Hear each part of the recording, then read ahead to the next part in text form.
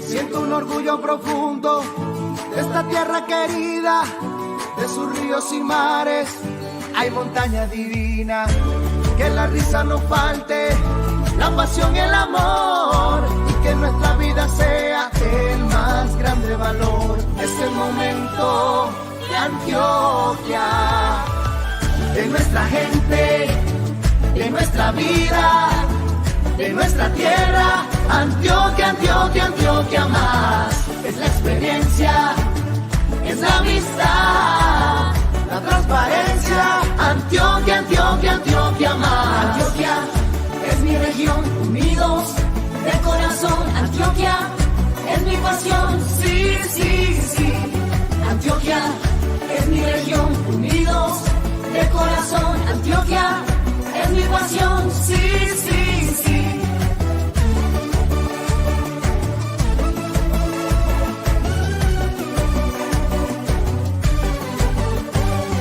Ser diferente es nuestra potencia, la libertad es nuestra esencia. Estar unidos por la región es nuestro sueño, nuestra pasión. Que la risa no falte, la pasión y el amor, y que nuestra vida sea el más grande valor. Es el momento de Antioquia, de nuestra gente, de nuestra vida, de nuestra tierra. Antioquia, Antioquia, Antioquia más. Es la experiencia, es la amistad, la transparencia. Antioquia, Antioquia, Antioquia más. Antioquia es mi región, unidos de corazón. Antioquia es mi pasión, sí, sí, sí. Antioquia es mi región, unidos de corazón. Antioquia es mi pasión, sí, sí, sí. Unidos. Gobernación de Antioquia. Muy buenas tardes para todos, una cordial bienvenida. Agradecemos su participación en este encuentro en el que la Gobernación de Antioquia, Sabia Salud EPS y la Secretaría de Salud de Medellín unen esfuerzos con el propósito de fortalecer el conocimiento técnico para detectar de manera oportuna los casos de niños y jóvenes menores de 18 años con sospecha de cáncer y direccionarlos de manera efectiva y oportuna a los centros de atención de referencia especializada. Esta actividad surge de un acercamiento entre los equipos de trabajo de la Gobernación de Antioquia, la doctora Ángela María Trujillo y Sabia Salud EPS, desde la necesidad de agilizar el proceso de atención de los menores con sospecha de cáncer y de esta manera acortar los tiempos de atención y favorecer la recuperación de la salud de esta población susceptible, y desde la normatividad vigente son sujetos de protección especial. Iniciaremos con la intervención de Marta Cadavid, enfermera epidemióloga del proyecto de enfermedades crónicas no transmisibles, quien nos va a compartir un poco sobre el panorama del cáncer infantil en Antioquia.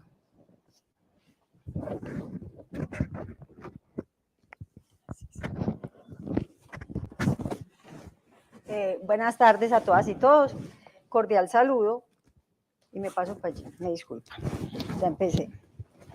Pues para mover la presentación, como dijo la jefe, yo soy Marta Cadavid, soy enfermera epidemióloga de la seccional y acabo de ser asignada al evento de crónica, ¿cierto? El cáncer de mama cuello uterino y menor de 18 años. Espero que nos vayamos a ver por un largo tiempo, ¿cierto? Y podamos lograr muchas cosas. Quiero hacer una precisión, no me voy a demorar porque pienso que lo más central, lo más importante es escuchar a la doctora, pero quiero precisar un asunto que tengamos de partida. La notificación y la vigilancia epidemiológica en general no es una tarea que yo hago para el municipio, para el departamento o para el INS. La vigilancia epidemiológica es una herramienta que tenemos en el sistema de salud para mejorar la situación de salud de la población, y mucho más cuando hablamos de una población particularmente vulnerable, pero objeto de protección en nuestro país y que está enfrentándose a una patología que tiene implicaciones pues, de costarle la vida si nosotros como sistema no funcionamos adecuadamente. Les voy a presentar unas cuantas transparencias, muy poquitas, solamente para que plantearles la importancia de saber qué es lo que estamos vigilando y que cada uno de nosotros tiene una responsabilidad. ¿Qué llamamos cáncer en menor de 18 años en el SIVIGILA? cuando una persona menor de 18 años, un criterio para ingresarlo, ¿cierto? Que tenga menos de 18 años y que tenga un diagnóstico confirmado de una neoplasia maligna o un tumor del sistema nervioso central. Ahora, este diagnóstico puede haber sido hecho por cualquiera de las pruebas diagnósticas que están reportadas como histopatología o mielograma, o haya una citología positiva, y si no existe ninguno de estos pruebas diagnósticas que podríamos considerar confirmatorias, el criterio de una junta o de un médico que lo lleve a hacer el diagnóstico e iniciar tratamiento, eso nos da a nosotros la definición de caso. Entonces es muy importante, por eso, que los clínicos sospechen el caso para que se active la ruta y rápidamente podamos llegar al inicio del tratamiento. Entonces, el inicio del tratamiento específico es lo que nos va a dar el criterio para iniciar para clasificarlo como confirmado. Recordemos que el cáncer en menor de 18 años entra desde probable, y eso es bien importante porque recuerden que medimos los tiempos para poderlo confirmar. Esto es más es anecdótico, porque para mí fue una sorpresa y yo no sé si a ustedes lo habían visto. Es que cuando yo miro los casos notificados del 2019 al 2021, en el 2020, que es el año de pandemia, donde estuvimos encerrados, donde el discurso que estamos diciendo siempre es que ese año dejamos de atender una cantidad de patologías, es el año que más diagnosticamos pacientes. Yo no sé si ustedes ya habían dado cuenta de eso y tienen alguna explicación. Yo no la tengo, pues los traje. Porque para mí es absolutamente sorprendente que justo el año en que más servicios cerramos, en que más restricciones tuvimos, diagnosticamos más casos. Ahí les dejo la inquietud, ¿no? Ah, bueno, muy bien. ¿Qué hemos visto en esos 3 años? Unas cositas, que es más frecuente en los hombres que en las mujeres, con una diferencia pues no muy grande, 55% en los hombres y 45% en las mujeres. Y cuando hablamos de la zona donde habita el paciente que sufre la patología, el 80% son de la zona rural. Hasta aquí no hemos dicho nada, el 80% de la población de Antioquia vive en zonas rurales, urbanas, perdón, en zonas urbanas, ¿cierto? Estamos aglomerados en grandes centros urbanos y eso de alguna manera nos dice que es ahí donde más lo vamos a encontrar. Ahora recordemos el tema de que donde viven las personas, cuando se mueven para los diagnósticos que son en las grandes ciudades, a veces se pierde incluso el lugar de residencia, cuanto más no se va a perder el área, ¿cierto? Aquí está la distribución por grupos etarios, donde vemos que los niños de 10 a 14 años, en ellos se diagnosticaron el 30% de los casos. Y aquí vemos la distribución de los casos por régimen de aseguramiento. El 57% son de régimen contributivo y el 35% de régimen subsidiado. Y la baja participación del régimen de excepción y especial tiene que ver con eso, con que son regímenes con muy poquitos afiliados, que en ellos es entendible que no haya muchos casos, y los regímenes especiales que están en vía de extinción, que ya no pueden recibir población nueva, tienen población muy envejecida, en donde no esperamos tener casos de cáncer en menores de 18 años, ¿cierto?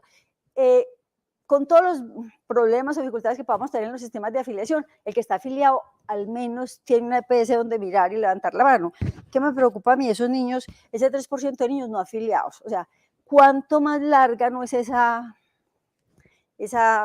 ruta que tiene que llevar esa mamá, esos papás con ese niño para que sea atendido, ¿cierto? Y los de indeterminado, que yo pienso que es igual o peor, que es tener una aseguradora, pero que cuando va esa no es sino que es otra, y un moño más para la perla. Esperemos, con los no afiliados, es una de las metas que tenemos, es que como departamento podamos organizar una ruta de atención para estos niños, para que cada vez tengan menos retrasos, menos demoras en la atención, que estoy segura que la doctora nos va a hablar ahora de las implicaciones de esa demora, y si no lo incluye, las implicaciones de esa demora en el pronóstico de estos niños. Y aquí vemos por aseguradoras y vemos como Sura tiene el 30% de los casos, Sabia Salud el segundo lugar con el 23% de los casos y Nueva EPS el 10%.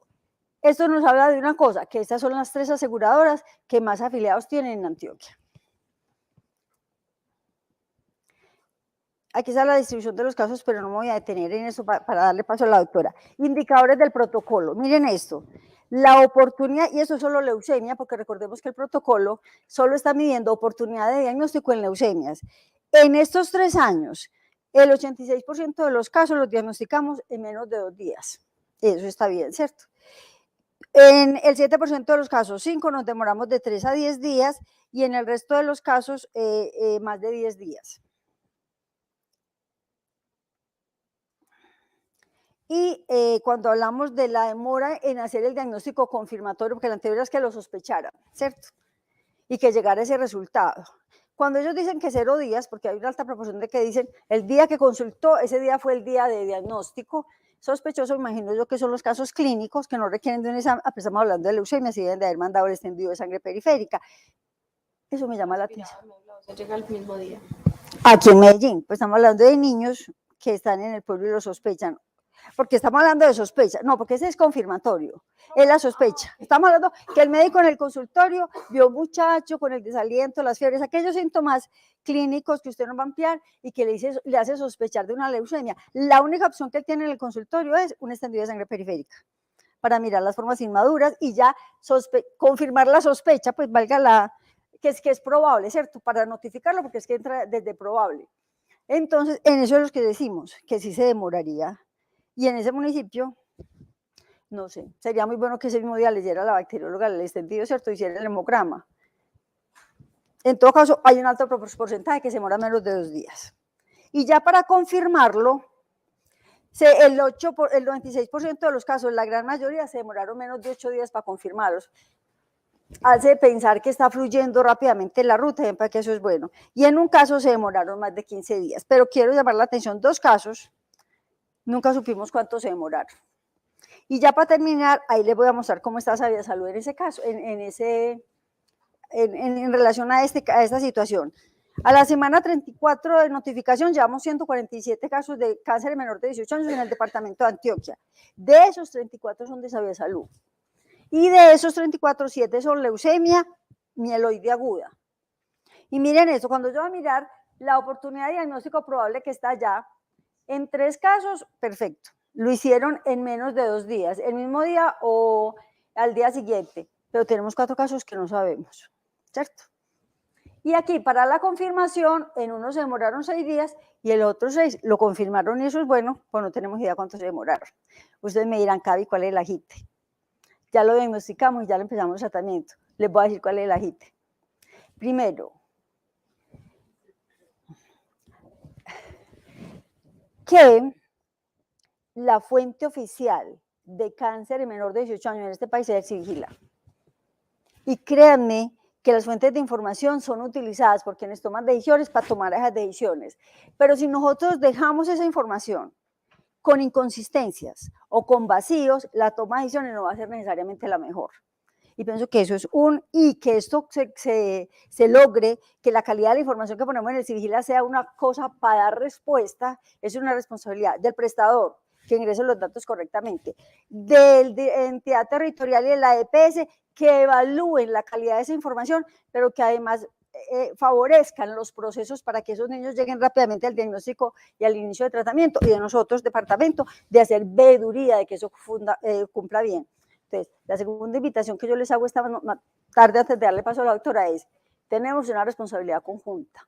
La invitación es, trabajemos por el lograr mejorar la calidad con esa intención. Es importante ver realmente a qué velocidad estamos atendiendo a los niños. Es que es eso, es lo que nos está diciendo es que no sabemos qué tanto nos estamos demorando para diagnosticar los cánceres. Y de ahí para allá pregúntense cuánto nos estamos demorando para iniciar tratamiento. Entonces, la apuesta que estamos haciendo el día de hoy es a mejorar la atención, es lo primero sin lugar a dudas, pero que esa mejora en la atención realmente se refleje en los registros que tenemos.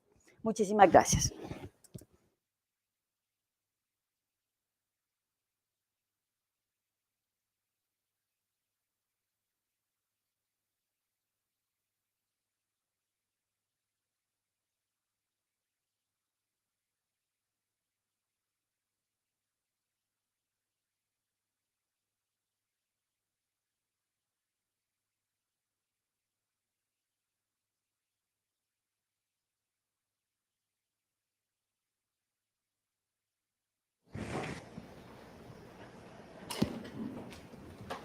Bueno, buenas tardes a todos. Muchas gracias por estar aquí esta tarde, por interesarse por este tema, que es un tema que nos preocupa a todos, y si no nos preocupa, pues deberíamos interesarnos por él porque realmente, como hablaban ahorita las presentadoras previas, es un tema ágido en la sociedad y que se trata de salvar vidas.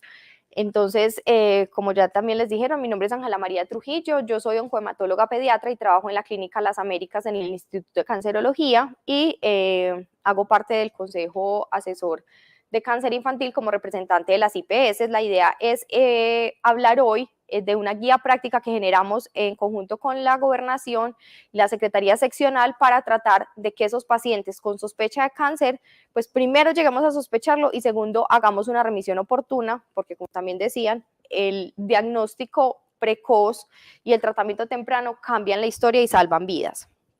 Entonces, primero hay que tener en cuenta que el cáncer infantil existe, que el cáncer no es solo de adultos, a los niños les da cáncer y se mueren de cáncer, a pesar de que lo veamos como poco frecuente. Siempre vamos a ver que las patologías de adultos son más prevalentes, siempre tienen más propaganda, son más llamativos, pero los niños siempre hay que tenerlos en cuenta. Vamos a tener una frecuencia mucho más baja de cáncer en niños comparado con los adultos, pero en Colombia hay más o menos entre 900 y 1000 casos al año de cáncer nuevo en niños. Y a pesar de que es aparentemente un diagnóstico raro, es la segunda causa de muerte en los niños en Colombia después de los accidentes. Entonces, sí es una causa importante de mortalidad en ellos, entonces, por tanto, tenemos que pararle bolas y saberlo diagnosticar y remitir a tiempo. Tenemos en ellos, como lo veíamos en las tablas que nos acaban de mostrar, la leucemia, los tumores del sistema nervioso central y los linfomas son los 3 cánceres más frecuentes en los niños. Y hay que tener en cuenta que con un diagnóstico oportuno y un tratamiento de inicio rápido, más de 2/3 de esos niños se van a curar de la enfermedad. No es tan mortal como en los adultos el cáncer en los niños y tenemos mucho que hacer por ellos. Estas estadísticas de más de 2/3, o sea, más o menos el 75, el 80%, incluso hay enfermedades que hasta el 90, 95% en los países desarrollados se curan. Estas estadísticas son digamos que la meta que nosotros siempre tenemos que tener en nuestra cabeza. Siempre que veamos un niño, pensemos en que podemos llegar a curarlo. Aquí, lastimosamente, según un estudio que nosotros tenemos desde la Asociación Colombiana de Oncología y Hematología Pediátrica, solo el 60% de los niños se curan y en países desarrollados se curan hasta el 90%. O sea, hay un 30% de brecha de mortalidad en ellos que podemos ir corrigiéndola poco a poco. Esta supervivencia del cáncer, entonces, lo primero que tenemos son las variables sociodemográficas. Nosotros somos un país de recursos, pues se supone que ya para el Banco Mundial no somos pobres, somos de riesgo de ingresos intermedios. Sin embargo, en la salud y en los niños todavía se ven muchas brechas y lastimosamente ahí no somos un país de ingresos medios, sino bajos. La edad va a ser importante, nosotros no podemos cambiar la edad en que un niño le da diagnóstico, pero sí podemos estar atentos de pronto en los signos y síntomas de pacientes en esos picos de edad de cáncer. Y el nivel socioeconómico, pues directamente a nosotros como autoridades de salud no nos compete, eso ya son políticas de Estado. Sin embargo, si tenemos pacientes en ciertos picos de edad con ciertas características socioeconómicas, sí nos puede llevar a pensar más en una patología de estas. Algo que influye mucho en la supervivencia del cáncer es la educación acerca de los signos y síntomas, porque si yo pienso en una enfermedad, la diagnostico. Si a mí no me han enseñado, si a mí no se me pasa por la cabeza que una enfermedad existe, jamás en la vida la voy a sospechar y jamás en la vida la voy a diagnosticar.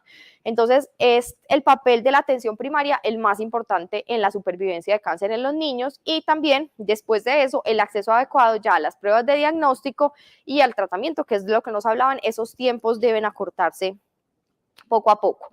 Entonces, ¿cuándo va a sospechar cáncer en los niños? Ahí es donde viene la dificultad. La detección es difícil, no vamos a decir que es fácil, sabemos que es difícil, porque todos los signos y síntomas que presentan estos niños son muy parecidos a las enfermedades que a ellos les da frecuentemente. Hay veces hay sangrados, hay veces hay morados, hay veces eso se nos confunde, por ejemplo, con un trauma, la fiebre persistente, una diarrea, un vómito. Entonces realmente cualquier niño puede tener diarrea, vómito y tos y simplemente ser una gripa, una enfermedad diarreica aguda o ser un tumor. Entonces sí es difícil, sí es algo que no vamos digamos que a poner unos puntos muy claros y decir si es esto más esto es igual a cáncer. No, es difícil y hay que tener una alta sospecha diagnóstica. Y aquí el punto clave en los signos y síntomas que vamos a ver a continuación es la persistencia de los síntomas de algunos de ellos, porque hay algunos que sí son muy claros. Por ejemplo, una hipertensión endocraniana, pues normalmente es un tumor. Pues normalmente un niño chiquito con signos de hipertensión endocraniana no puede tener otra cosa diferente a un tumor inicialmente, pero hay otras cosas que sí, una diarrea, una fiebre persistente, un ganglio que no disminuye de tamaño, sí es lo que nos va a hacer pensar en un cáncer. Entonces aquí vemos una tabla donde vemos los signos y síntomas que pueden estar en un paciente normal con simplemente un cuadro viral, un cuadro bacteriano, pero también qué posible malignidad pudiera tener. Entonces vemos que un niño con malestar general, fiebre y adenopatías puede ser un cuadro de una otitis, una amigdalitis, un cuadro viral, o ser una leucemia, un linfoma, un sarcoma de Ewing, un neuroblastoma. Entonces son muchas las posibilidades, es un abanico gigante de posibilidades de todos los signos o síntomas frecuentes, pero entonces la idea es que aquí con esta guía tengamos un poquito más claro de pronto cuándo encaminarnos hacia la sospecha diagnóstica de cáncer. Entonces, empezando por la historia clínica, los factores ambientales son muy importantes, sobre todo los antecedentes de radioterapia en pacientes. Ellos siempre tienen riesgo de 1 o 2 décadas después hacer una segunda neoplasia. Entonces, si yo tengo un paciente con antecedente de haber sido irradiado, sobre todo la cabeza, o por ejemplo los que tienen linfomas en el tórax y los irradian las mamas, tanto hombres como mujeres, por ejemplo, les puede dar cáncer después. Antecedentes personales de quimioterapia, de trasplantes de progenitores hematopoyéticos por cualquier motivo, o historia familiar de anormalidades cromosómicas o síndromes genéticos que ya estén diagnosticados. Generalmente eso se diagnostica en los niños ya cuando a la mamá, al papá o a unos tíos tienen unos cánceres recurrentes y tienen ya un diagnóstico de alguna mutación genética. Entonces en ellos hay que hacerles un seguimiento y tener los ojos un poquito más abiertos. Entonces, los síndromes genéticos que nos deben hacer sospechar cáncer en un paciente que tenga síntomas no significa que todo paciente, por ejemplo, con síndrome de Down le va a dar cáncer, no. Simplemente, si yo tengo un paciente con un hemograma, por ejemplo, alterado, en un paciente con un síndrome de Down, debo pensar que ellos tienen más riesgo de tener, por ejemplo, leucemias, entonces tener eso en cuenta. Por ejemplo, los pacientes con anemia de Fanconi también son síndromes de inestabilidad del ADN que nos hacen presentar ciertos tipos de tumores, y hay otros más raros como el síndrome de Beckwith-Wiedemann, la ataxia telangiectasia, la neurofibromatosis, que realmente es frecuente. El Lifra-Humeni sí es más raro, eso casi siempre nos llegan ya con la mutación de P53 porque en la familia hubo un montón de cánceres y ahí se dieron cuenta. La esclerosis tuberosa y el xeroderma pigmentoso, que también son muy raros, pero pues no falta el niño que nos llegue por ahí y que tenemos que tener estos síntomas asociados a estos síndromes presentes. Entonces, hay síndromes genéticos que se diferencian muy fácilmente fenotípicamente. El síndrome de Down probablemente es el más fácil de todo y el que más fácil recordamos. Entonces, tener en cuenta que ellos tienen mucho más riesgo de tener leucemias agudas, y cuando las detectamos a tiempo, generalmente les va mejor que a la población sin trisomía 21. Entonces, son pacientes que se pueden rescatar de las leucemias. Esto, por ejemplo, es un paciente con unas facies, es pues como una cara que llamamos de pajarito, con las facies muy, muy puntiagudas del mentón. Ahí no se le ven los ojos, pero tiene los ojos pequeños. Generalmente es muy importante mirar a papá, mamá y al paciente, porque estos pacientes generalmente no se parecen ni al papá, ni a la mamá, ni a los hermanitos. Uno pregunta a quién se parecen y dice, no, no se parece como a nadie. Entonces ahí es donde uno empieza a sospechar que algo pasa. Las manos, muy importante revisarlas. Yo creo que nunca le revisamos las manos a los niños. Mirar clinodactilias, duplicaciones o pulgares trifalángicos también nos puede hacer pensar en esta enfermedad. Aquí vemos las malformaciones, y esto es un paciente con una anemia de Fanconi que puede dar falla medular y puede dar cáncer, leucemias y cánceres escamocelulares de la cara y la cabeza. Entonces, tener esto en cuenta. Este, que es un paciente con un síndrome de Beckwith-Wiedemann, ese pues es muy raro, que tiene la macroglosia, la hernia umbilical y el onfalocele, y esas serían como las facies características. Y este, que es muy frecuente, la neurofibromatosis. Tenemos muchos pacientes con gliomas del nervio óptico y gliomas cerebrales que llegan con síntomas de hipertensión endocraniana o con cualquier alteración visual, y resulta que tienen todas estas manchas.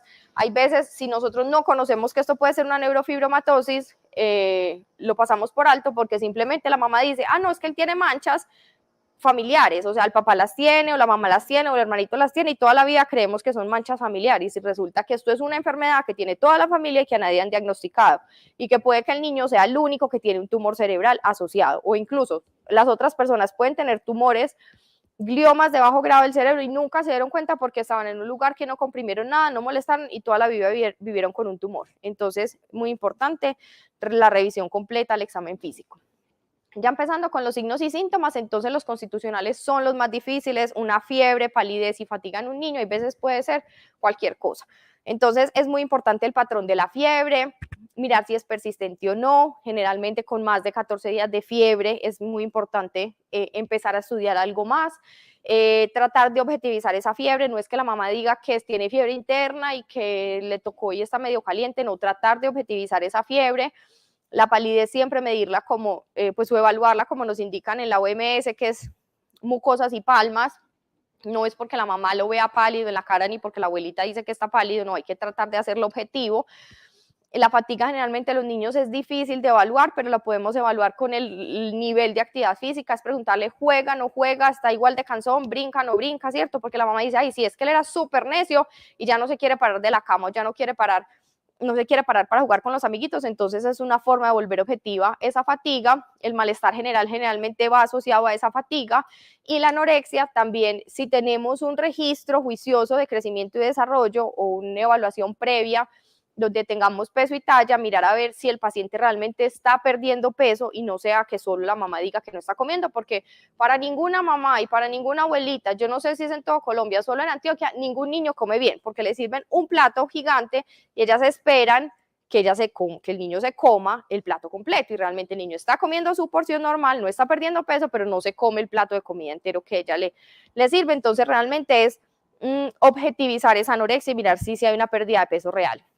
Entonces, si a mí me queda la duda, si yo digo, este niño no me gusta, tiene carita como de enfermo, está muy quietecito en el consultorio porque el niño llega, se para, coge una cosa, coge la otra. Si es un niño quieto en el consultorio, un niño juicioso, es muy raro.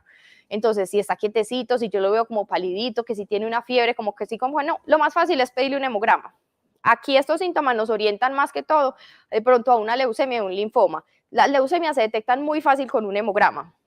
Entonces, solo pedir con un hemograma, con un extendido de sangre periférica, nos ayudaría a diagnosticar rápidamente o a generar una sospecha rápida y una alerta de una leucemia.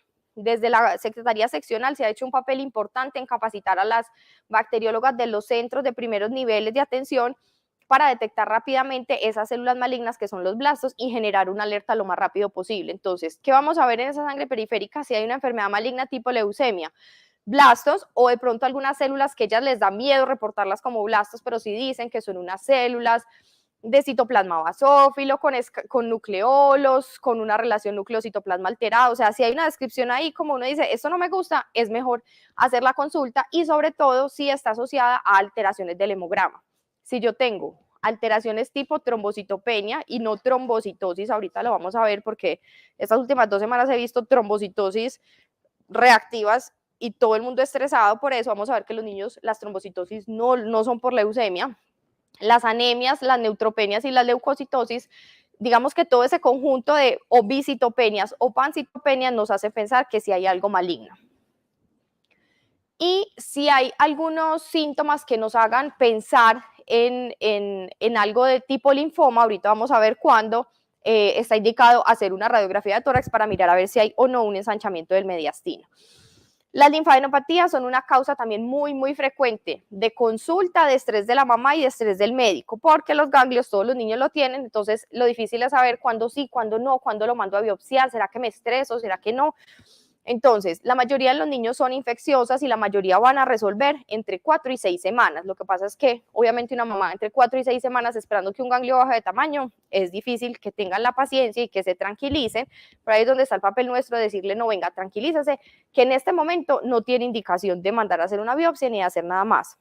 Entonces, siempre debemos intentar dar antibiótico cuando tenga signos inflamatorios, o sea, cuando esté doloroso, cuando sea móvil, cuando de pronto tenga un cuadro febril asociado, yo puedo intentar dar un tratamiento antibiótico en caso de que yo sospeche que es algo bacteriano, y siempre evaluar síntomas asociados, que son los que llamamos síntomas B.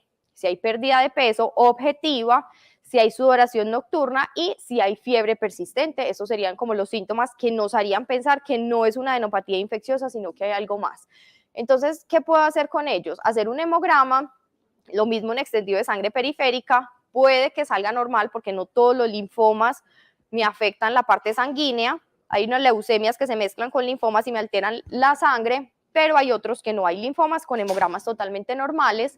Aquí en los linfomas va a ser muy importante la medición de la lactato deshidrogenasa, siempre tener en cuenta cómo la interpretamos. Los niños en crecimiento pueden liberar esta sustancia de los huesos, entonces puede estar un poco elevada, pero nos preocupa cuando está 2 veces por encima del valor normal para el laboratorio. Entonces digamos que esa es la clave, porque hay veces el valor es hasta 300 y tienen 310 y un ganglio y es un estrés, y la idea es que podamos estar más tranquilos y no nos estresemos, digamos, en un pueblo o en un centro de atención primaria tratando de remitir un paciente que probablemente no necesite. Entonces hay que tener en cuenta la LDH, porque sí, también hay veces, casi siempre los niños va a estar elevada, pero tenemos que mirar esa duplicación. Aquí la radiografía de tórax sería muy importante, sobre todo cuando tengo grandes masas y sospecho un linfoma, y sí sería importante hacer unos rayos X de tórax. Y entonces, ¿cuándo voy a biopsiar ese ganglio? Yo no sé si lo mando, si no lo mando, si tengo tiempo de esperar, si no tengo tiempo de esperar, o qué hago. Entonces, todo ganglio que esté en una localización no, digamos que normal, como supraclavicular, epitroclear o poplitea, del tamaño que sea, siempre se debe enviar a biopsiar. O sea, yo nunca tengo por qué tener un ganglio poplíteo, ¿cierto? O un ganglio aquí epitroclear. Eso no es frecuente en niños, a no ser de que yo tenga una herida muy grande en una zona, pues que drene esa región linfática, ¿cierto? Si no, yo nunca tengo por qué tener una adenopatía en esas zonas. O cuando sea mayor de 2.5 centímetros y cumpla alguno de estos criterios. O sea, que vaya aumentando progresivamente de tamaño o nunca haya disminuido de tamaño en 4 a 6 semanas después de yo haberlo observado o después de haber dado un tratamiento antibiótico. Cuando aparte de la adenopatía hice unos rayos X y yo veo una masa o un ensanchamiento mediastinal, cuando yo tenga un ganglio muy grande y le haga un hemograma y encuentre unas citopenias que no están explicadas por ninguna causa infecciosa. Generalmente no solo una citopenia, sino de pronto más asociado a una bicitopenia, o cuando tenga síntomas B, cuando tenga hepato o esplenomegalia. Cuando todo esto esté asociado, yo sí debo remitir al paciente para una biopsia de ganglio. Pasando a los signos y síntomas neurológicos, entonces la cefalea en los niños es un signo de alarma, a los niños no les duele la cabeza. Entre más nos acercamos a la adolescencia, sí puede ser más frecuente que por cuestiones de estrés, de estudio o de mala visión, sí tengan cefaleas tensionales, pero generalmente por regla a los niños no les duele la cabeza. Entonces tengo que evaluar en ellos si hay alteraciones visuales. Hay veces yo no tengo forma de hacer una evaluación de agudeza visual en el consultorio, pero es preguntarle a la mamá, él ve la tablet o el televisor o el celular, ¿qué es lo que más ven? Muy cerquita, él se acerca mucho y tú lo tienes que alejar, o qué está pasando, tú ves que está viendo como normal, o ves que se acerca mucho, por ejemplo, al libro para leer o el libro para colorear, ¿cierto? O tú le muestras algo de lejos y no ve y se lo tienes que acercar. Esto nos podría indicar una alteración visual. Cuando hay alteraciones de la marcha, una ataxia nunca va a ser normal en un niño. Cuando presentan convulsiones complejas, cuando hay disminución del rendimiento escolar o alteraciones del comportamiento, es muy importante vigilarlo. No significa que todo niño necio le tengo que hacer un TAC a ver si tiene una masa, no. Pero niños que eran normalmente muy tranquilos, muy calmados, que eran juiciosos en la clase, de un momento a otro se vuelve el más necio, no quiere estudiar, ya no le rinde, hay que mirar, porque en muchos pacientes esa baja del rendimiento escolar está asociado con la aparición de un tumor. Y mucho cuidado en los menores de 2 años, que como sabemos que tienen las fontanelas abiertas, ellos no hacen hipertensión endocraneana, entonces el perímetro cefálico es muy importante en ellos. Entonces, ¿a quién le voy a mandar una neuroimagen o a quién tengo que remitir urgente? Entonces, las neuroimágenes generalmente se mandan a los pacientes que tienen banderas rojas. Las banderas rojas principalmente son cefaleas persistentes varios días a la semana que los despiertan en la noche, ¿cierto?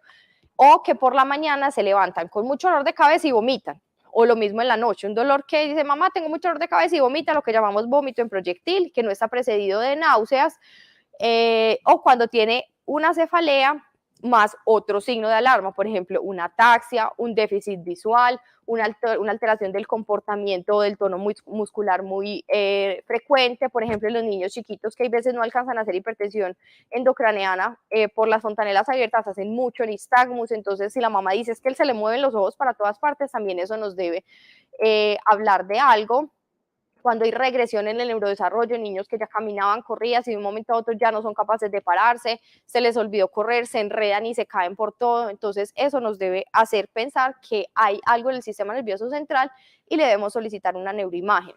Estos pacientes se deben remitir de forma urgente, o sea, se considera una urgencia cuando tienen síntomas de hipertensión endocraniana. Así llevan un mes con él, pero a mí me llegó hoy y la mamá me dice que lleva un mes con los síntomas, pero hoy está con síntomas de hipertensión endocraniana, debo remitirlo en máximo 48 horas, idealmente a un lugar donde haya un oncólogo pediatra y donde haya un neurocirujano. Si por cualquier motivo, por problemas de la red, no hay camas y no puedo remitirlo a un lugar donde haya oncología, por lo menos que haya un neurocirujano. Los síntomas gastrointestinales, estos digamos que son más específicos, por decirlo así, o sea, toda masa que yo note o palpe la barriga, necesito hacerle una ecografía, no necesitamos ni siquiera hacerle el TAC de entrada, el TAC se usa más adelante para estadificación, pero si podemos hacerle una ecografía, es lo ideal, y estas masas normalmente dan más tiempo de espera, o sea, no es si a mí me llega a consulta un paciente con una masa abdominal, le pedí una ecografía, me la hicieron, incluso no se tiene que ir para urgencias ya, más o menos entre 5 y 7 días tiene el paciente para llegar a un centro donde le hagan un manejo integral, ¿cierto? Entonces, esto no es una emergencia como lo es, por ejemplo, una sospecha de una leucemia o de un tumor del sistema nervioso central con hipertensión endocraniana.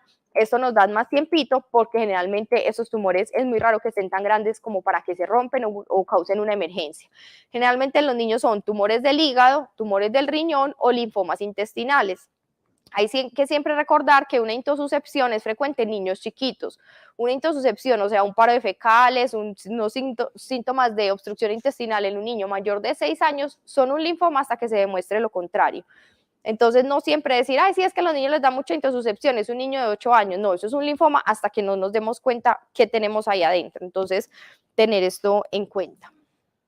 Entonces, como les dije, a ellos con una eco abdominal es suficiente, no necesitamos hacer un TAC. Si nosotros ya detectamos una masa por eco, ya le hacemos la estadificación completa, pero con una eco abdominal que es más rápida, no irradia y no necesita sedación, porque el problema del TAC en los niños es que a veces necesita sedación, con esto diagnosticamos rápidamente lesiones abdominales. Entonces, los musculoesqueléticos, los dolores óseos también son muy frecuentes en los niños. Las mamás siempre dicen, doctora, es que le duelen las piernas por la noche, después de correr todo el día o en la madrugada con el frío le duelen. Eso casi siempre son dolores de crecimiento, pero no todos son dolores de crecimiento. Hay tumores que infiltran por dentro, por decirlo así, el hueso, que serían las leucemias, y por distensión de esas paredes de esos huesos va a doler, o por lesiones primarias que generalmente causan deformidad o edema y los vemos claramente crecer. Entonces, ¿cuándo le vamos a parar bolas a estos dolores óseos? Cuando lo despierten en la noche y sean cada vez más frecuentes y tengan que dar algún tipo de analgésico, porque casi siempre se despiertan en la noche por el frío, les hacen un masajito con una cremita y se les quitan. Pero si persisten y ya siguen despertando al paciente, si cada vez le tienen que dar más analgésicos, así hay que pararle bolas, o si por el contrario, por ejemplo, veo una masa, si yo veo una masa o es un dolor muy localizado, ahí también tengo que empezar a hacer estudios, porque normalmente los dolores de crecimiento son dolores más simétricos y no son localizados. Si es localizado o el niño empieza, por ejemplo, con cojera, que no quiero jugar, o es una pseudoparálisis, que uno para al niño y ahí mismo cuando va a apoyar encoge una de las piernitas, eso ya es un dolor que es persistente, o si, por ejemplo, deja de usar una mano porque le está doliendo. Entonces, eso nos debe alertar. Inicialmente, para los dolores óseos por infiltración nos hace pensar más en leucemias, generalmente con un hemograma completo con alteraciones, lo podemos evidenciar. Hay que pedir siempre una PCR, porque puede ser una osteomielitis, una artritis séptica, es más frecuente incluso eso que un cáncer, entonces siempre descartar algo infeccioso. La LDH y la fosfatasa alcalina son muy importantes en los tumores óseos, siempre están alteradas, entonces esto nos puede orientar también, sobre todo cuando hay un dolor muy focalizado y con edema o deformidad, y una radiografía en 2 proyecciones de la articulación distal y proximal al sitio del dolor también nos puede ayudar, es algo que se hace más fácil, rápido, no tenemos que llegar a hacer una resonancia y podemos diagnosticar rápidamente tumores óseos que son muy agresivos y que tienen una mortalidad muy alta en los niños. En los geniturinarios, estos son muy raros en los niños, hay veces podemos presentar hematuria en ciertos tumores renales, pero no es lo más frecuente, la retención urinaria también en grandes masas abdominales, La enuresis y el sangrado vaginal pueden presentarse también en algunos tumores, sobre todo sarcomas de la parte pélvica, pero no es frecuente el sangrado vaginal en las niñas, siempre en las preadolescentes, siempre pues aquí lastimosamente tenemos que descartar un abuso sexual, pero si lo hemos descartado, pues siempre pensar en que hay sarcomas de la vagina que pueden causar sangrado en niñas pequeñas. Y las masas escrotales en niños, pues tratar siempre de identificar si es líquido o sólido realmente lo que vemos ahí. No son tan raros los tumores germinales testiculares en los niños. Los respiratorios raramente se asocian con malignidad porque los niños generalmente no tienen masas en tórax, es muy raro. Sin embargo, un paciente que tenga tos persistente, generalmente después de 2 a 3 semanas, que yo ya le mandé tratamiento para su cuadro viral o para su neumonía, si veo que persiste y persiste con los síntomas y por cualquier motivo no le hice una imagen, pues en este caso estaría indicado hacer una radiografía de tórax para mirar si hay una masa torácica. En los dermatológicos, como les expliqué, la palidez siempre evaluarla en mucosas, las petequias siempre pues desnudar al paciente completamente, dejarlo en ropa interior para mirar a ver si tiene petequias o no cuando ese sea el síntoma de consulta. Las equimosis generalmente pues en los niños activos pequeños van a estar de las rodillas hacia abajo, en las piernas, es muy raro una equimosis en la espalda, una equimosis en la cara, una equimosis en los glúteos, ahí es donde yo debo pensar que debo hacer un hemograma porque sí está muy extraño esas equimosis en lugares donde normalmente no hay trauma. Es muy importante este signo con pues el signo del mapache como con los equimosis alrededor de los ojos porque puede ser o un maltrato o puede ser el primer signo de unas metástasis de un neuroblastoma. Entonces siempre tener esto en cuenta. Lo mismo los nódulos subcutáneos también pueden ser síntoma de un neuroblastoma o en este caso en este niño recién nacido puede ser una leucemia cutis. Entonces siempre pararle bolas a esos nódulos subcutáneos. El prurito persistente y esas lesiones eczematoides como vemos en la foto de abajo, que esos pueden ser indicación de, por ejemplo, de una histiocytosis de células de Langerhans, que también es una enfermedad que requiere tratamiento con quimioterapia. Los endocrinos, pues generalmente no los vemos tampoco, de pronto el retardo en el desarrollo o pubertades precoces, pues esto ya casi siempre es papel, casi siempre termina, es donde el endocrino primero que el oncólogo, pero tener en cuenta que un retardo en el desarrollo y una pubertad precoz pueden ser signos de un tumor, sobre todo en la zona pineal. Siempre ellos deben tener una resonancia cerebral simple y contrastada. Este es un paciente que nosotros tenemos que empezó con una diabetes insípida y tenía un glioma de bajo grado en la zona pineal. Realmente no es muy grande y no es mortal, el paciente está bien, pero quedan con muchas secuelas por la localización del tumor, entonces entre más rápido encontremos el tumor y evitemos su crecimiento, pues vamos a tener menos secuelas a futuro. La parte hematológica, que es muy importante y es una fuente también como de muchas solicitudes de interconsultas, tanto oncología como hematología, es lo que vemos en el hemograma con las citopenias. Las leucopenias pueden ir desde un cuadro infeccioso leve hasta una leucemia. Las trombocitopenias generalmente también vamos en el rango desde trombocitopenias inmunes que se mejoran solo con esteroides y ya hasta que sean la manifestación de una leucemia. Y las anemias casi siempre son deficiencias nutricionales o enfermedades renales crónicas.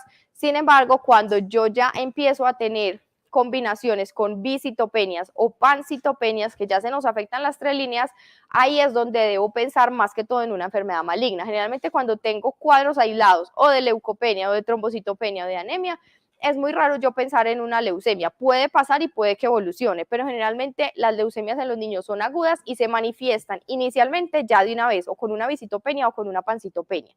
Entonces, generalmente las que son aisladas es de pronto de vigilar o de buscar otra causa no maligna. La leucocitosis es muy importante diferenciarla de las reacciones leucemoides. Generalmente cuando yo tengo la presencia de blastos, obviamente me orienta más hacia algo maligno, pero si yo tengo es un niño con una fiebre, con una neumonía o con una infección urinaria, una meningitis y tengo 30.000, 40.000 leucocitos y una PCR o unos marcadores inflamatorios altos, pues puedo pensar que es más por ese lado y no una leucemia. Y como les decía ahorita, las trombocitosis son una causa muy frecuente de interconsultas al servicio de hematología. Y generalmente una trombocitosis aislada en un niño es reactiva. Los niños generalmente, o sea, yo creo que si hay uno no hay dos, pacientes con enfermedades mieloproliferativas crónicas que causen trombocitosis. Las mieloproliferativas crónicas son enfermedades de adultos mayores, y generalmente se manifiestan con trombocitosis esenciales, con 1,5 millones de plaquetas que son pegajosas, hacen trombos y generalmente se asocian a otras alteraciones en el hemograma. Pero una trombocitosis sola, aislada, o sea, un niño que tenía fiebre, mocos y tos, tenía 600.000 plaquetas, pensé que era inflamatoria, le hice a los 15 días o a un mes otro hemograma y sigue con trombocitosis, sigue con 550.000, listo, esperemos. Si yo no le veo nada más en el hemograma, si es un niño activo que juega, realmente no tengo por qué remitirlo por riesgo de neoplasias, porque son rarísimas en niños. Y las eosinofilias en nuestro medio, también por las condiciones socioeconómicas, casi siempre son parasitosis, y las eosinofilias también son de enfermedades malignas, generalmente de adultos. Entonces, nos preocupan más las citopenias o las leucocitosis, muy importantes, que no tengan ninguna otra causa. Entonces, ¿cuándo debo remitir al paciente para un aspirado de médula ósea? Cuando yo vea esas citopenias, generalmente bicitopenia o pancitopenia, sin una explicación clara. Si yo veo un paciente que está decaído, con morados o sangrando, muy pálido, y tiene anemia, tiene trombocitopenia, pues, y tiene algún otro síntoma de pronto asociado, o fiebre o malestar, o ha estado incómodo los últimos días, listo, remitámoslo urgente para un aspirado de médula ósea. Cuando hay blastos en sangre periférica, cuando hay adenopatías asociadas a esa bicitopenia o esa pancitopenia, y también tengo de pronto hepatoesplenomegalia, o si por cualquier motivo le hice unos rayos X y le encuentro una masa mediastinal anterior en el tórax. Estos pacientes deben ser remitidos rápidamente, o sea, cuando yo sospeche que este paciente tiene una leucemia, tengo que remitirlo muy rápido. O sea, este paciente se supone que por los tiempos que nos exige, digamos que la ley, este paciente debería estar máximo en 48 horas en un servicio donde haya oncología, porque a nosotros también nos miden los tiempos. Desde que se sospecha hasta que el paciente llega, nosotros le hagamos una aspirada de médula ósea, idealmente ese mismo día que nosotros hacemos el aspirado de médula ósea, nos tienen que llamar, darnos el diagnóstico y ese mismo día empezar el tratamiento. Entonces, así logramos que estos pacientes no se mueran, porque una leucemia aguda en 2-3 días, hay veces nos llega al hospital, empezamos el tratamiento y se muere. No hay forma de esperar en ellos. Entonces, como les decía al principio, detectar el cáncer a tiempo sí nos cambia la historia, y nosotros somos parte de esa historia, nosotros escribimos en el día a día esa historia. Entonces, no solo depende de nosotros, pues nosotros somos una parte fundamental, pero también está la parte de la ley, ¿cierto? Que gracias a Dios tenemos una ley. A veces la podemos aplicar muy bien, otras no tan bien, pero pues si priorizamos muchos pacientes, de pronto sí podemos apoyarnos en esta ley para lograr que los pacientes lleguen a tiempo. Esta es la ruta de atención de cáncer y tenemos pues la ley de cáncer infantil, que es la 1388, en el cual nos indica que si hay una sospecha de una posible leucemia aguda, aquí no nos enfatizan otros tipos de cáncer, pero realmente tratamos de incluir en esta definición leucemias, linfomas y tumores del sistema nervioso central que tengan signos de hipertensión endocraniana. Estos pacientes se deben remitir lo más rápido posible, o sea, máximo en 48 horas. Si nosotros no logramos remitirlo, incluso en muchas veces se justifica un traslado primario de ellos, porque aquí, incluso aquí, no sé si alcanzan a leer bien, aquí dice remisión inmediata del paciente para atención integral y reporte del caso a la EPS, según las guías de atención integral. Entonces, aquí es muy importante que estos pacientes, ya muchos centros de cáncer son conscientes de que incluso los tienen que recibir como traslados primarios, porque haciéndolo incluso así, llegan y se nos mueren. Entonces, sus pacientes necesitan una atención inmediata y es muy, muy importante hacer el reporte al Civigila. Si nosotros reportamos un caso probable de cáncer, el llenar el Civigila como caso probable nos ayuda muchísimo. Y de inmediato reportarle a la EPS para que se active toda la ruta. Yo sé que la ruta no funciona como quisiéramos, no es tan, hay veces pertinente la atención, pero estamos, digamos que trabajando todos para organizar un poquito esas rutas y que sea más rápido. Entonces, aquí tenemos unos casos que nos gustaría comentarlos con ustedes, con casos de los pacientes que nos llegan en el día a día. Este es un niño de 4 años con 7 días de fiebre y aparición de adenopatías en el cuello. Eran más o menos de 2 centímetros y al examen físico la mamá referían que eran como el tamaño de una uva, entonces digamos que ese era el tamaño que se calculó inicialmente, y al examen físico en el servicio de urgencias se encuentra febril, con adenopatías cervicales, reportan que unas hasta de 4 centímetros, son blandas, son móviles y se le encuentra una hipertrofia de amígdalas. Si a ustedes les llega este paciente, ¿ustedes qué pensarían? ¿Se asustan por el tamaño, lo mandan para una biopsia? ¿Qué harían?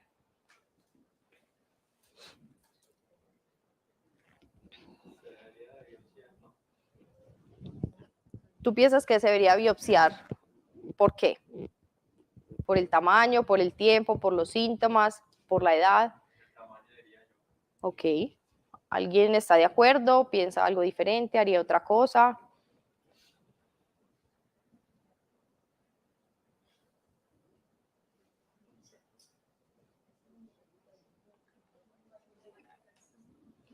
Bueno, entonces este caso es el caso de un niño que estaba en Yarumal y nos llamaron y lo comentaron porque lo iban a remitir para una biopsia. El médico pensó que efectivamente por el tamaño y por la fiebre que tenía había que hacerle una biopsia. En ese momento, pues nosotros digamos que hemos activado una red de apoyo en el cual a mí me llaman o me escriben y me mandan el caso. Cuando está muy difícil la remisión, yo les digo, vea, sí, aceleremos el proceso o no, esperemos, ¿cierto? En este paciente, como sí asustaba una adenopatía tan grande y estaba febril, nos dio susto, sin embargo, pensamos más en el tiempo de evolución. Era un tiempo de evolución todavía corto, tenía hipertrofia de amígdalas, entonces se pudo pensar que podía ser algo reactivo, entonces dijimos, hagámosle exámenes. Le hicimos estos exámenes, tenía 10 de hemoglobina, 23.000 leucocitos, con predominio de linfocitos y plaquetas de 316.000, reportaban unos linfocitos atípicos del 70% y la LDH estaba dentro del rango normal. Entonces dijimos, bueno, como no es una adenopatía fija, es móvil, tiene hipertrofia amigdalina, de pronto puede ser reactiva y esto no está muy alterado, esperemos. Y se le empezó tratamiento antibiótico. Al segundo día le hicimos esto, obviamente aquí el médico estaba asustado, dijo, va para arriba esas leucocitos, de pronto si es una leucemia. Ahí es importante recalcar que las leucemias solas, aisladas, generalmente no dan ganglios. Casi nunca diagnosticamos una leucemia por adenopatías. Las adenopatías generalmente son linfomas y los linfomas rara vez alteran el hemograma, ¿cierto? Un linfoma puro, por ejemplo, un linfoma puro Hodgkin o no Hodgkin, no altera el hemograma, y una leucemia cuando se mezcla con un linfoma sí puede tener ganglios y alteración, pero si es puramente ganglios, casi siempre es un linfoma y no una leucemia. Entonces aquí teníamos un riesgo o un miedo de una leucemia por la leucocitosis, pero también tenía ganglios, que no es lo más usual en niños. Y si se presentan, hay veces es más en niños más grandes, casi siempre más adolescentes. Un niño tan chiquito casi siempre presenta una leucemia normalita, solo con alteración, si es del hemograma, sin ganglios. Aquí seguimos con el antibiótico, dijimos esperemos otras 48 horas, estaba estable, no se había deteriorado, y le hicimos este otro hemograma. Aquí seguía la leucocitosis, ahí la LDH subió un montón, aquí sí estaba más de 2 veces el valor normal, pero el paciente seguía bien, dijimos acabémosle el antibiótico y miramos. Al día 5, la idea de darle 5 días de antibiótico, seguía con, mejoró la leucocitosis, lo que podía indicar que había una respuesta adecuada al tratamiento, seguía la LDH muy elevada, pero no se alteraba nada más y el niño estaba clínicamente mejor, ya sin fiebre. Al día 6 ya teníamos un hemograma prácticamente normal. Ahí no le volvieron a repetir la LDH, pero entonces ya teníamos un hemograma normal. Ese paciente finalmente se decidieron darle 7 días de antibiótico y era simplemente una adenopatía reactiva secundaria a su cuadro probablemente bacteriano. Entonces, desde el principio a uno le da mucho susto y me dice, ¿será que sí? Esto está muy grande, ¿cierto? Me da susto. Pero ahí la clave más que todo es el tiempo de evolución, que todavía era muy corto, ¿cierto? Los linfomas que no tienen masa mediastinal pueden esperar, ¿cierto? Pues digamos que la mayoría pueden esperar, y este paciente vimos la evolución. Este paciente, como era de Yarumal y vivía en la zona rural, dijimos no, dejémoslo hospitalizado y lo vigilamos. Si yo no tengo forma de vigilarlo, una opción es decirle a la mamá, vaya, empiece el antibiótico y vuelva en 2 o 3 días, o si se le deteriora, vuelva. o ahí sí definitivamente, si tengo la duda, pues lo remito, pero tener en cuenta que puede pasar que son adenopatías grandes con poquito tiempo de evolución que podría esperar en este caso. Es diferente si este paciente llevara 3 meses de fiebre intermitente o más de un mes de fiebre intermitente, el ganglio sigue ahí, no ha bajado o sigue creciendo o se le adiciona uno nuevo. ¿Listo? Entonces este caso realmente no fue nada maligno. Este es un paciente que nos llegó a un tercer nivel de atención, tenía 11 años, es un hombre, y empezó con 2 semanas de síntomas respiratorios superiores y desde hace 5 días ya empezó con un dolor pleurítico, inspiraba y tenía un dolor importante en hemitórax derecho y consultaron a urgencias, como consultó a un nivel alto de atención, ahí mismo le hicieron un micoplasma a ver si tenía alguna explicación y le salió positivo, le hicieron un hemograma y estaba totalmente normal, pero como les vuelvo y les digo, estaba en un nivel de atención alto donde le pudieron hacer unos rayos X muy altos, muy rápido, perdón.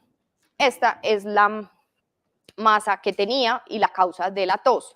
Este es un paciente con un linfoma, él se veía muy bien, solo tenía el dolorcito y este es un paciente nuestro de la clínica.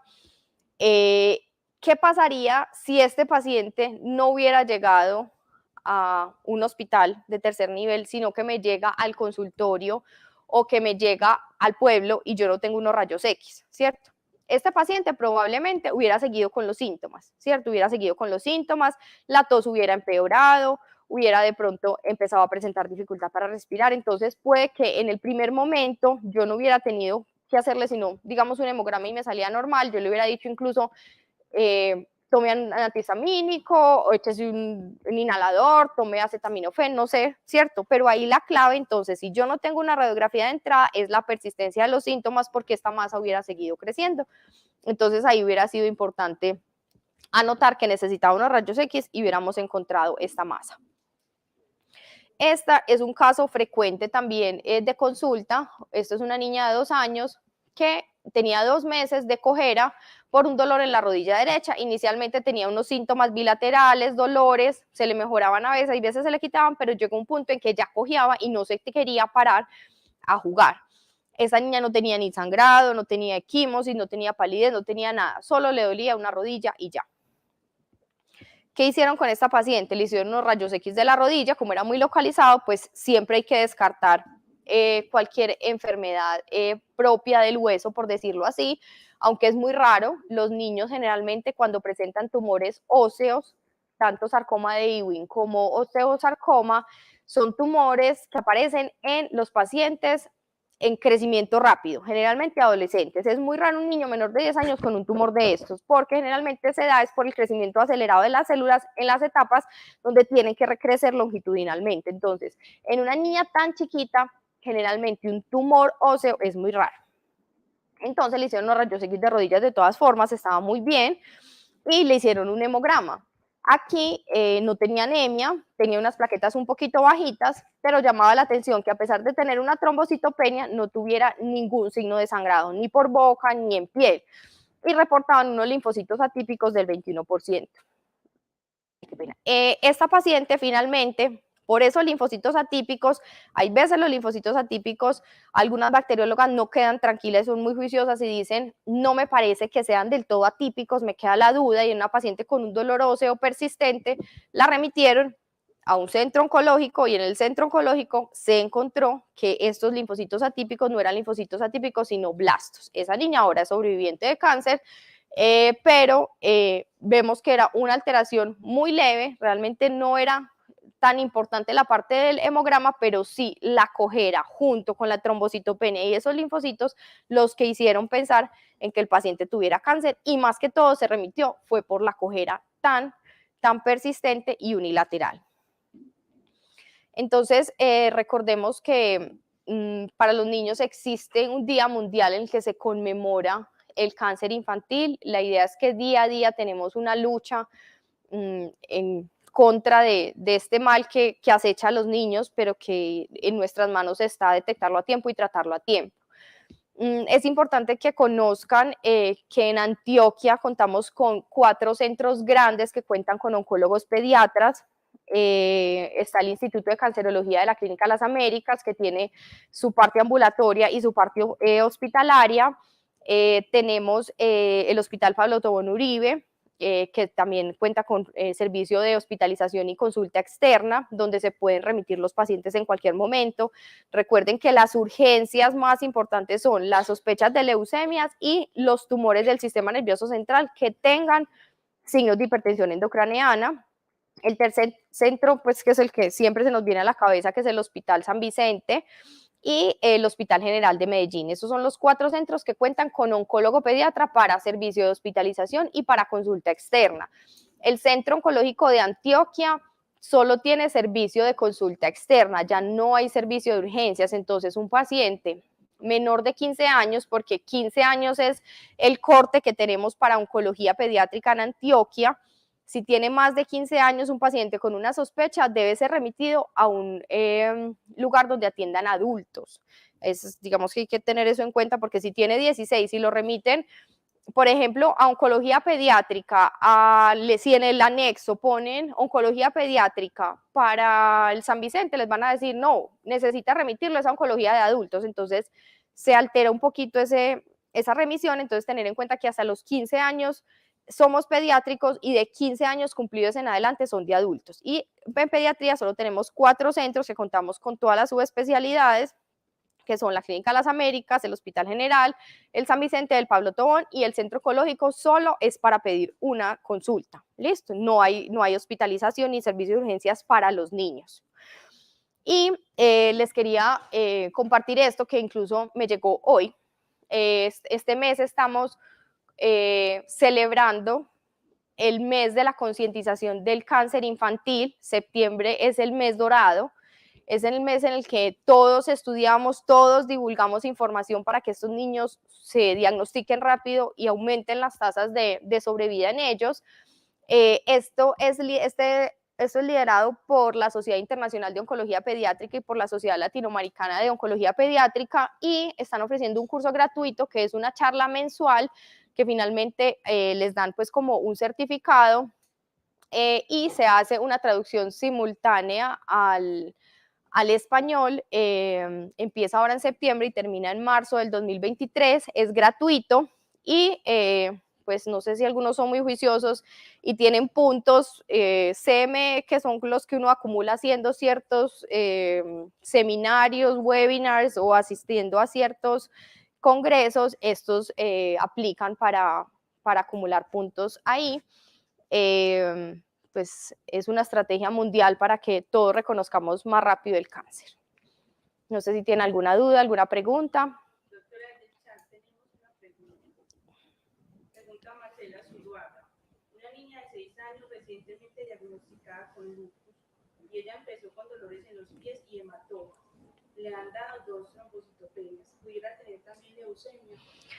Sí, esa es una causa muy frecuente de retraso en el diagnóstico. Generalmente a los niños chiquitos les dan, pues los dos son patologías muy raras. El lupus, las enfermedades autoinmunes son muy raras en niños tan chiquitos, pero muchas veces empiezan con un diagnóstico de autoinmunidad, porque hay veces les da fiebre, les da leucopenia, el lupus da leucopenia, hay veces da dolores óseos también, y se empieza el tratamiento con esteroides y con metotrexate. Ese es el tratamiento igual para una leucemia. La primera fase de una leucemia, el primer mes se le da esteroides. Los primeros 8 días es esteroide exclusivo y al día 8 se le empieza a dar quimioterapia adicional. Entonces el tratamiento es igual y los síntomas mejoran igual de rápido. Entonces, idealmente yo en una paciente que tenga, por ejemplo, morados, que tenga dolores en las piernas y que tenga alteración en un hemograma, si yo le hago el diagnóstico de lupus o tengo sospecha de lupus, primero le voy a hacer un aspirado de médula ósea antes de empezarle los esteroides, porque nos han llegado muchas pacientes que venían en tratamiento para una enfermedad de Still o para un lupus o para cualquier enfermedad reumatológica y no mejoran, y ahí es donde les hacemos un aspirado y resulta que siempre habíamos estado tratando era una leucemia. Entonces, en niñas tan chiquitos, sobre todo antes de la adolescencia, que es muy raro tener enfermedades autoinmunes, siempre, idealmente, antes de que el reumatólogo o el pediatra, si va a hacer un enfoque inicial, le va a empezar esteroides, idealmente siempre tener primero una aspirada de médula ósea, porque si ha pasado y si es frecuente que esa niña pudiera tener una leucemia. Con gusto. No sé si tiene alguna otra duda, alguna pregunta.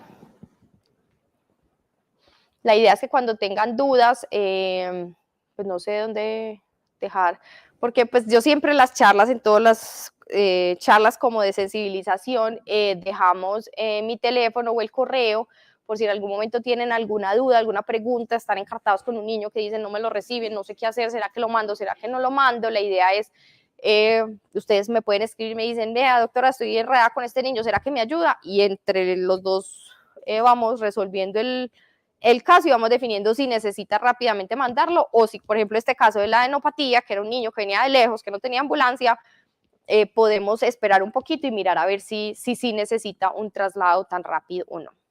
Listo. Y ahí también, yo no sé si Liana, yo te pasé la presentación de la guía, la guía como tal de la gobernación en el PDF. Bueno, si no te lo paso para que se los envíes, porque en esta guía está todo esto específicamente, está igualito, cuáles son las indicaciones de neuroimagen, de hacer una ecografía abdominal, las indicaciones de una biopsia de ganglio, que uno hay veces no tiene la información como a la mano, pero sí tiene por ahí el archivo para buscar, entonces eso lo deja ahora un poquito pues como más tranquilo. Bueno, entonces si no hay más preguntas, muchas gracias. Ahora le damos... Ah, pero ¿se los doy aquí de una vez o se los mando de una vez? Ah, bueno, mi teléfono es 314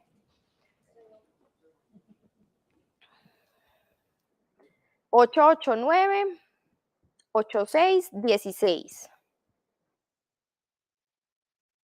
Y mi correo es angela.trujillo@lasamericas.com.co. Entonces, cualquier duda, cualquier pregunta, cualquier información que necesiten, con mucho gusto.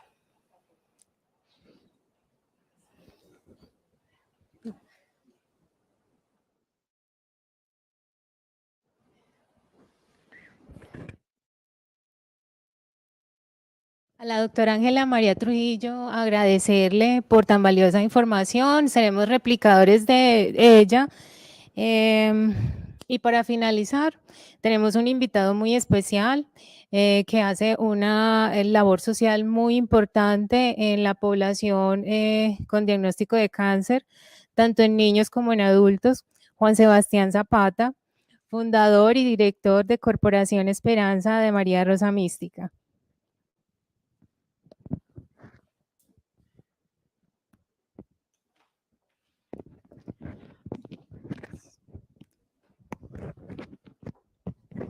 Buenas tardes para todos. Mi nombre es Juan Sebastián Zapata Gallego, soy director y fundador de Corporación Esperanza de María Rosa Mística, niños y niños con cáncer y ahora también con adultos. Nuestra labor está orientada en ser una casa-hogar donde recibimos a estos niños diagnosticados o con sospechas también con cáncer que vienen de las diferentes regiones de todo el país.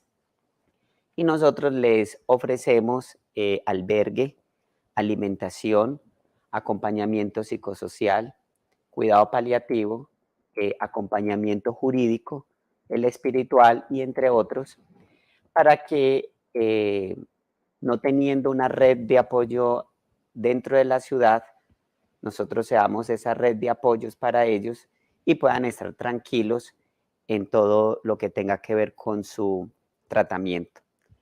Todos los servicios que nosotros le ofrecemos a estos usuarios son totalmente gratuitos.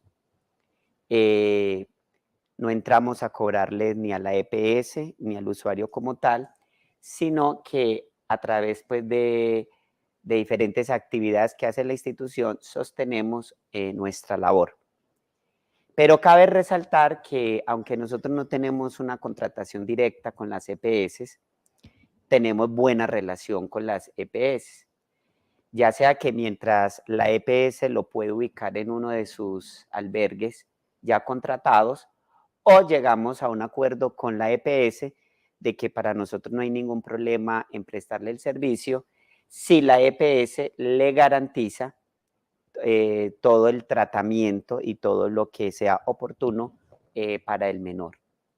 Entonces, con Sabia Salud tenemos, digamos, una muy buena comunicación a través de las dos áreas de trabajo social, tanto de nuestra institución como de la persona encargada de Sabia Salud, para que todo al menor se le dé oportunamente lo que respecte a su tratamiento. También hago un paréntesis en medio de esta pandemia y haciendo un sondeo con las demás instituciones de las IPS, vimos la necesidad de abrir otra casa hogar para adultos, pero no es un adulto mayor, sino un adulto de 18 a 60 años. ¿Cuál era nuestra finalidad? Poderle dar continuidad en acompañamiento al paciente oncológico, porque a veces nos decía la doctora Ángela que cáncer infantil 15, hasta los 15 años, digamos, como en ese rango de atención. Pero en lo normal, de 18 para abajo, es cáncer infantil, es infantil. Entonces, ¿qué pasa con los hogares de paso? Especialmente nosotros que solo somos para cáncer. Nosotros no somos un albergue donde atendemos todas las patologías, sino estamos especializados en cáncer. Entonces, cuando un menor cumple, digamos, los 18 años, entonces uno decía, mañana cumple 18 y se debe de ir del albergue. Y eso pasa casi en todos los hogares de paso que solamente son infantiles. La idea es que pasa de la casa de los niños, cruza la calle y pasa a la casa de los adultos. Entonces era nuestra finalidad seguir dando ese acompañamiento porque, como ustedes bien saben, puede haber un tratamiento que pueda durar 6 meses, como hasta 2, 3 años, o es un término indefinido, entonces a veces los coge su mayoría de edad.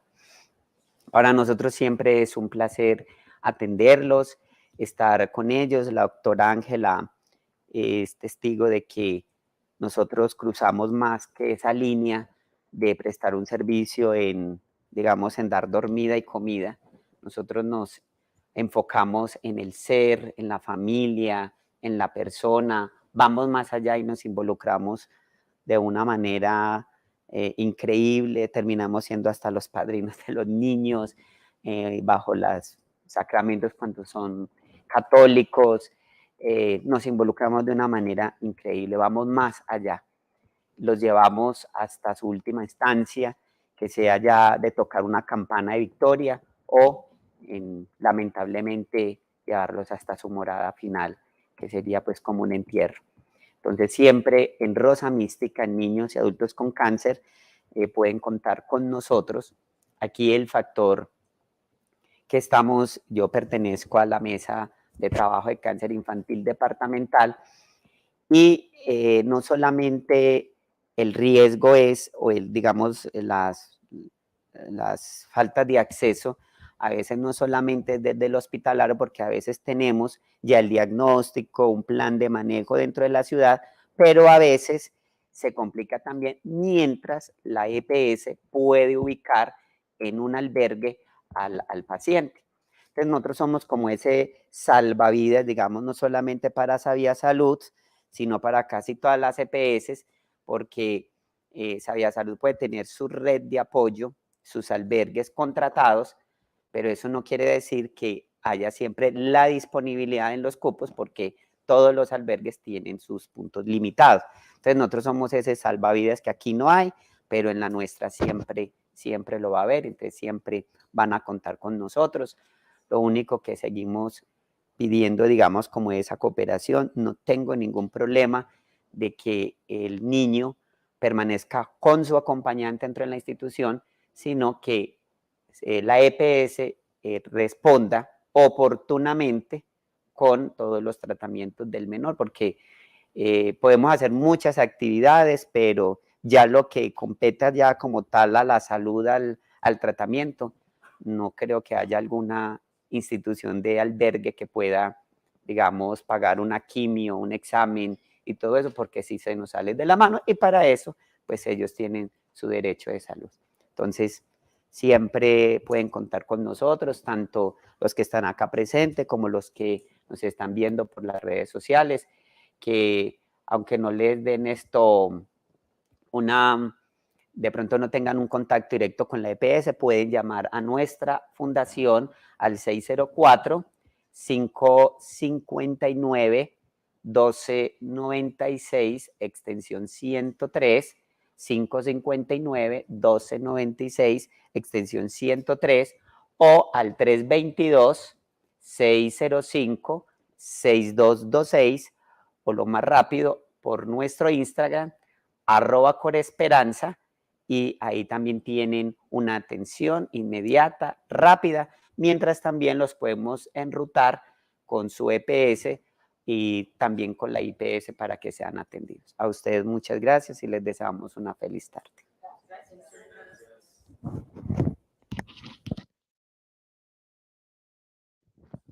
Juan, muchísimas gracias por participar. Doctora, Marcela Zuluaga, quien nos hizo la pregunta ahorita a través del chat de YouTube, nos dice, gracias, a ella no se le ha hecho aspirado, ¿qué debo hacer?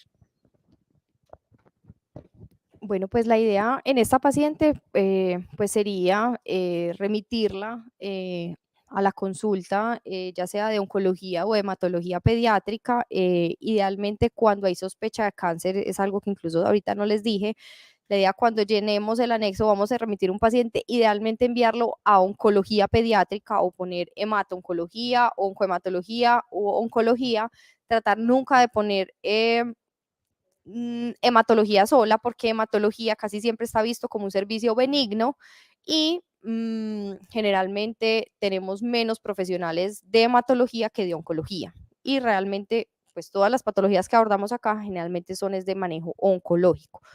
Entonces, en este caso, pues la recomendación sería remitir al paciente a un servicio de oncología, no tendría que ser como él no está, él o ella, no sé, entendí, creo que era una niña, como no está en una forma, digamos que urgente de la enfermedad, sino que debe tener algunos síntomas que están controlados y que no ponen en riesgo su vida, la idea sería remitir la solicitud, solicitar la evaluación por oncología para específicamente para hacer un aspirado de médula ósea, teniendo en cuenta que está recibiendo, por ejemplo, esteroides o metotrexate, debe estar recibiendo cualquiera de los dos, y o no presenta mejoría o tiene síntomas persistentes y es necesario descartar una leucemia con un aspirado de médula ósea, entonces sería pues como lo más indicado. Incluso si el reumatólogo no lo piensa, porque si empezó un tratamiento y de pronto no se le ha ocurrido, si a uno como médico de familia o médico de crecimiento y desarrollo, un médico que atienda de forma paralela a la paciente, se le ocurre que esto podría ser también una malignidad, está indicado remitirlo a oncología por consulta externa.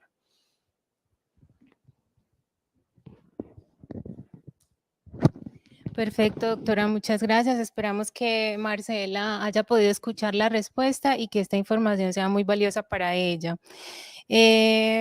Muchísimas gracias a todos por su participación, los que están aquí presentes, quienes están conectados a través de redes sociales. Gracias a Jacqueline Pérez por estar presente, por su esfuerzo, por su colaboración para la realización de este evento. Esperamos que podamos continuar realizando estos eventos para replicar esta información y así hacer una mejor vigilancia de esta población con cáncer. Desde Sabia Salud EPS pueden contar con nosotros. Tenemos una línea que es nuestra línea dorada. A través de ella apoyamos a los papás, a las mamás o a los tutores de estos niños para agilizar los procesos administrativos, para dar una información más precisa y poder garantizar estos tiempos de atención. La labor que hace Juan es muy importante, es muy valiosa y es de mucho aporte para nosotros como EPS. Muchísimas gracias a todos.